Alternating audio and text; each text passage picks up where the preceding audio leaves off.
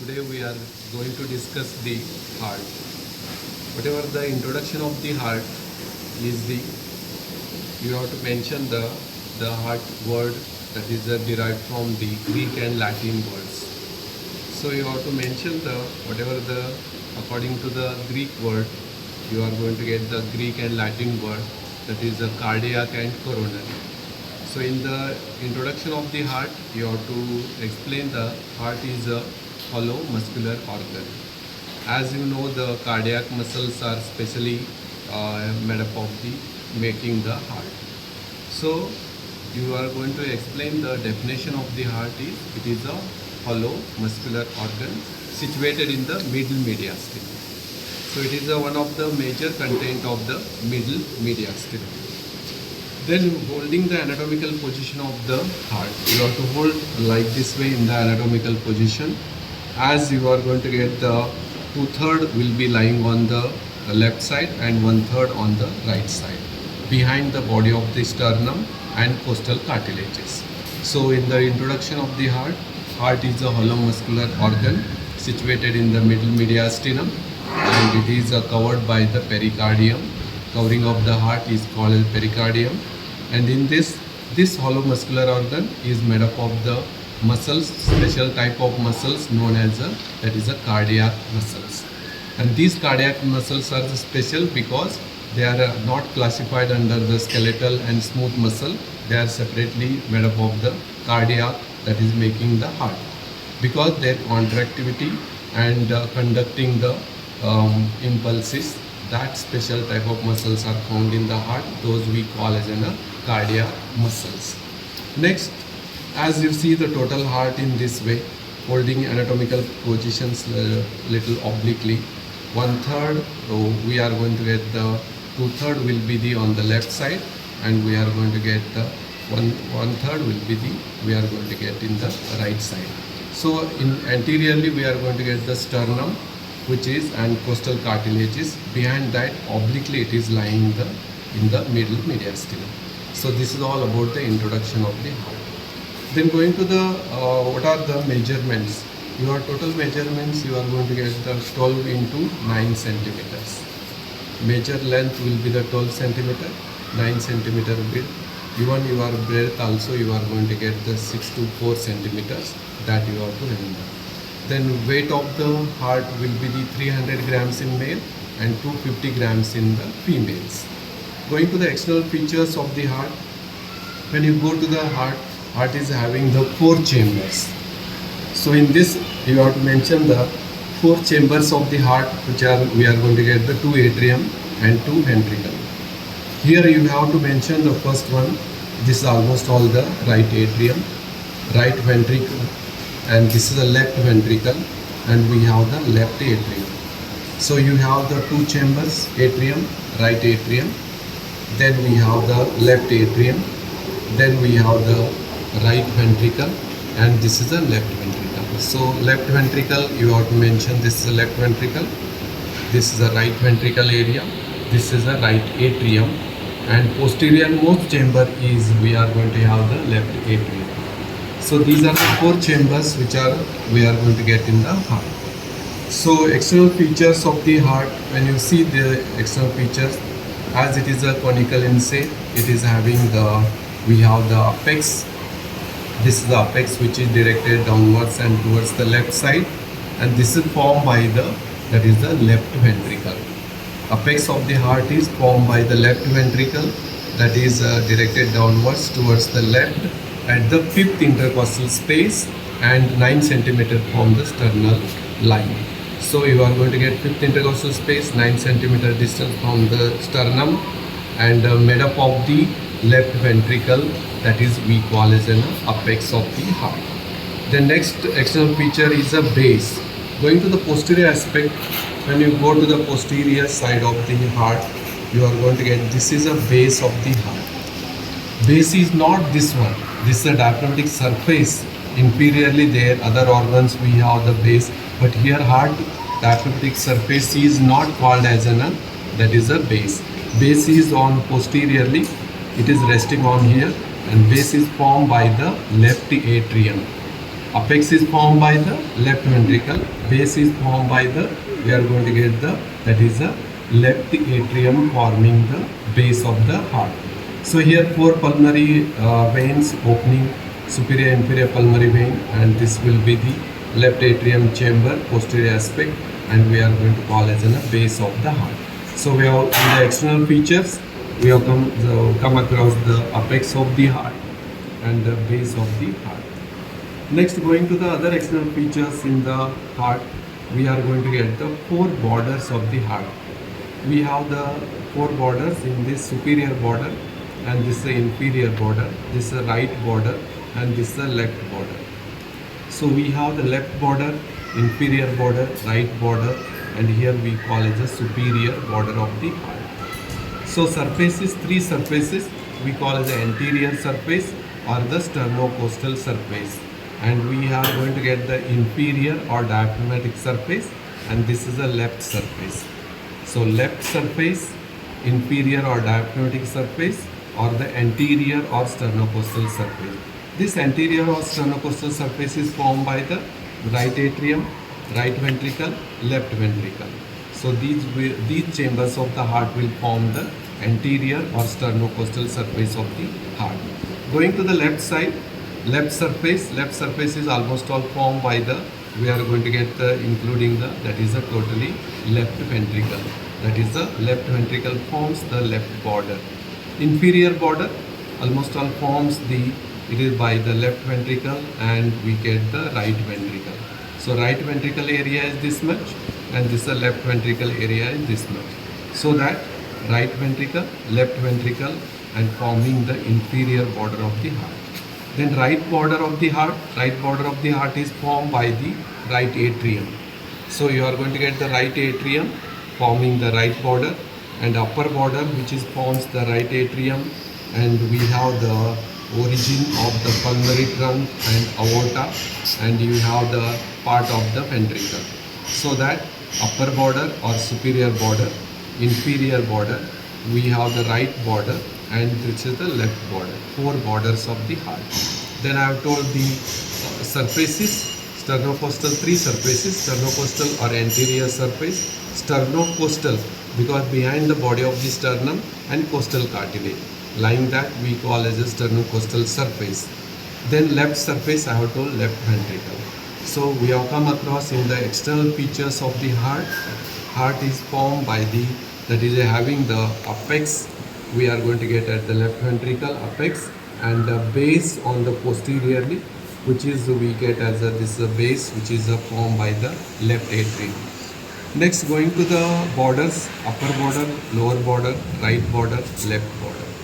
Surfaces, sternocostal, diaphragmatic or inferior, left surfaces. So these are the 3 surfaces, 4 borders. Then we have the apex and base. These are the external features of the heart. Going to the each one atrium, it is consist of the one small projection like growth like structure on the right atrium. This we call as a right auricle. This is a right auricle, and on the left we have the left auricle. This is a left auricle and right auricle. So right auricle, what is the function of the auricle? Auricles are different, atriums are different, and ventricles are different. These are the auricles are the appendages or the projections like on the situated on the atriums. Right atrium, right auricle, left atrium, left auricle. So when you see the functions of the auricle is, this will interrupt the free flow of blood. Means interior of the auricle, it consists of the, that is we have the sponge-like structure, rough surfaces. When blood flow through that, the small clots are dissolved, so that they interrupt the free flow of blood. What is the function of auricle means? You have to tell.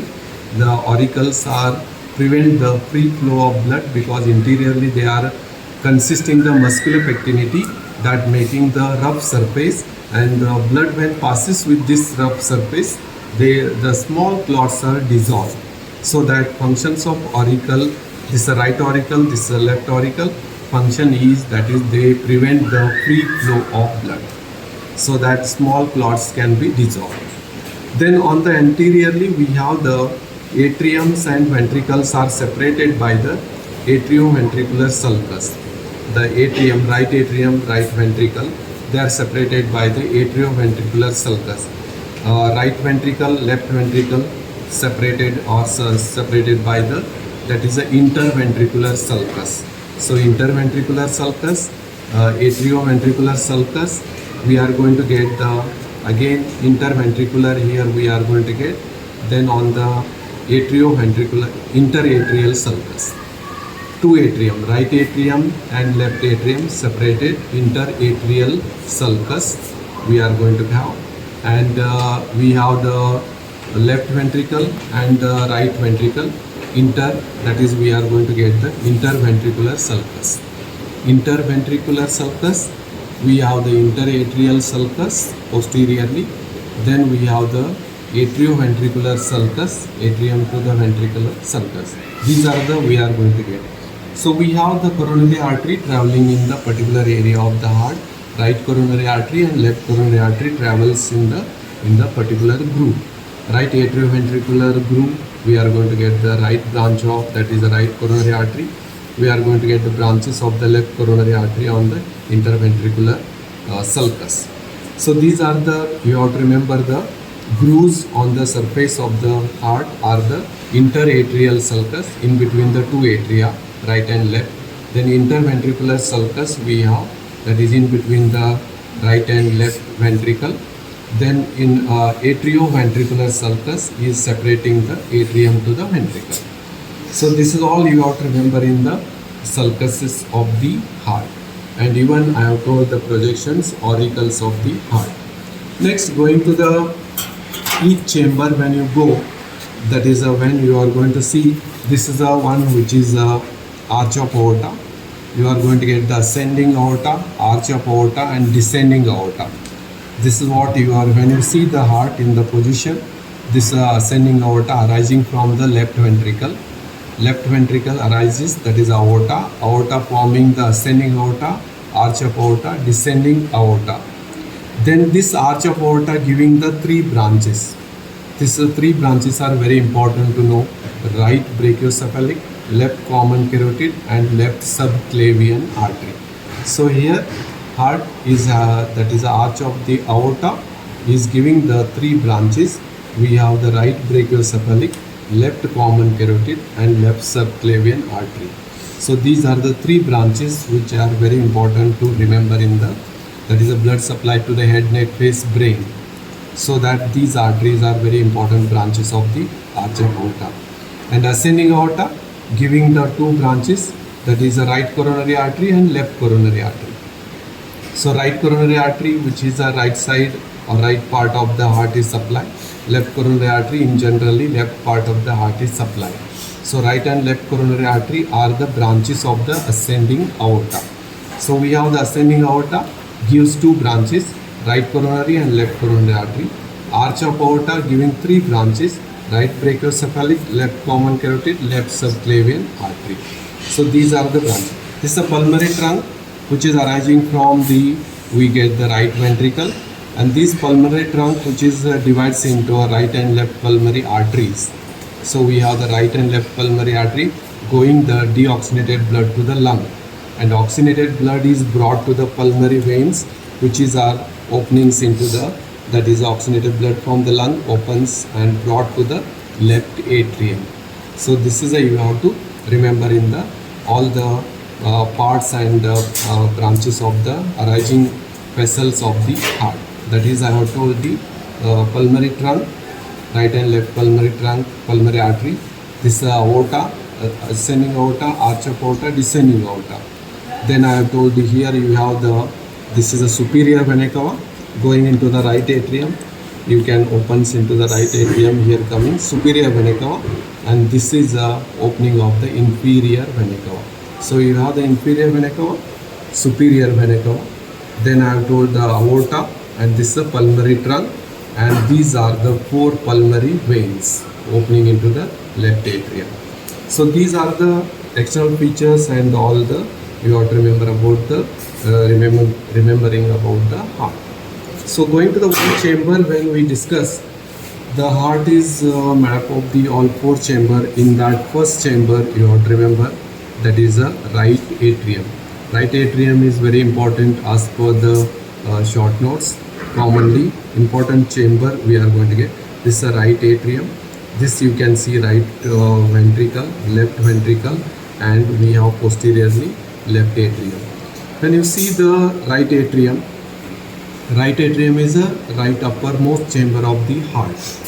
So right uppermost of the chamber of the heart, which is elongated and which receives the blood from the upper part of the body, that is a deoxygenated blood brought by the superior vena cava. This is what we are going to have the superior vena cava. When you open into the openings, you are going to get this superior vena cava opening into the right atrium. Then that is upper half of the deoxygenated blood brought by the superior vena cava, and lower half of the body, inferior vena cava, which is brings the deoxygenated blood to the right atrium. So this is the one which is the external features you have to remember in the right atrium. Right atrium is the right upper chamber of the heart. It is the elongated chamber which receives the superior vena cava superiorly, inferior vena cava inferiorly. Almost all the body deoxygenated blood is brought to the right atrium. Then when you see the right atrium, which is separating from the atrioventricular sulcus with the right ventricle, and we have on the superiorly we have the right auricle. So right auricle, opening of the superior inferior vena cava, then elongated chamber, and opening between the superior and inferior vena cava. There is this is a superior vena cava and this is inferior vena cava, and there is a ridge groove between the opening of the superior inferior vena cava. This we call as a sulcus terminalis. This is we call as a sulcus terminalis. So one thing you have to remember, groove between the superior inferior vena cava on the outer surface, exterior or external part of the right atrium is called as a sulcus terminalis. When you open the right atrium cut section, then you can open interior of the right atrium. You are going to see the right atrium interior. It can be divided into the different parts. One which is we call as a posterior smooth part we are going to get. Then we call as a anterior, we have the anterior rough part. So we are going to get anterior rough part, and here we have the posterior smooth part, and between the two chambers of the atrium, this part we call as a septal region or septal wall. This is we call interstitial part. When you see this interstitial part with the septal one, which is you can see here, you can remember this is a septal, which is you can see this area which is coming here area. This is a septal part. So three divisions we are going to divide the part. One is first one I have told the anterior rough part, posterior smooth part, and we are going to call as a septal region or the septal or interstitial part. So anterior rough part, when you open this is anteriorly, which is we call as a thick ridge like, which is comb like appearance, we call as a musculae pectinati. Whatever you are going to see this a comb like structure inside, you are going to get these are the musculae pectinati. Okay, we are going to get the here arising from the thick band of muscle, which is we are going to get the crista terminalis. This is known as a crista terminalis inside, and outside we are going to call as a sulcus terminalis. So this is sulcus terminalis and this is a crista terminalis. Crista terminalis gives the comb like structure or appearance we call as these are the musculae pectinati.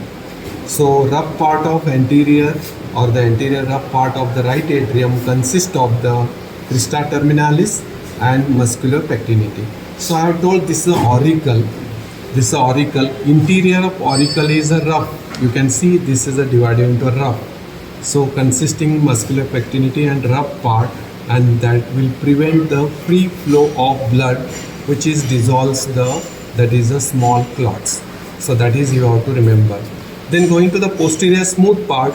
On the posterior most smooth part, it is consists the you are going to get the opening of the superior vena cava and inferior vena cava.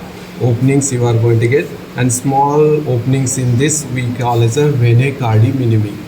Small veins opening here, venae cardi minimi, and even the superior vena cava, inferior. This is the inferior vena cava arising, and here we are going to come across this is a superior vena cava. So superior vena cava also opening here posteriorly, superior vena cava and inferior vena cava, and we are also have here the coronary sinus. We are going to have small opening here, that is a coronary sinus. So superior, inferior vena cava and coronary sinus, and small openings of the right atrium, venae cardi minimi, that is a posterior smooth part.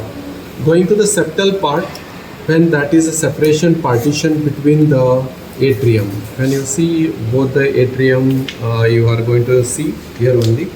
So whatever this septal part, which is consists here in we are going to get the fossa ovalis depression, which is we are going to call as a fossa ovalis, and around that margin we call annular ovalis. So we are going to call as a fossa ovalis, annular ovalis.